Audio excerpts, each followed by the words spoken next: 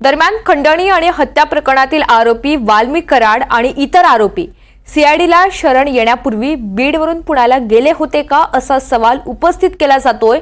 त्या बाबतीत पुष्टी देणारे 3 आलिशान गाड्यांचे सीसीटीव्ही फुटेज आता समोर आलेले आहेत। 30 डिसेंबरच्या रात्री सोलापूर धुळे महामार्गावरून 3 आलिशान गाड्यांमधून आरोपी पुण्याला गेल्याची चर्चा आहे। बीडच्या मांजरसुंबा या ठिकाणावरून एका हॉटेलवर जेवण केलं, तसंच एका पेट्रोल पंपावर गाडीत डिझेल भरण्यात आलं आणि त्याचं सुद्धा सीसीटीव्ही फुटेज हे समोर आलेलं आहे। तर हे 3 महत्त्वाची दृश्य आहेत। पहिल्यांदा पेट्रोल पंप या ठिकाणचं हे सीसीटीव्ही फुटेज आहे। त्याच्यानंतर टोलनाका परिसरातलं सुद्धा एक सीसीटीव्ही फुटेज समोर आलेलं आहे।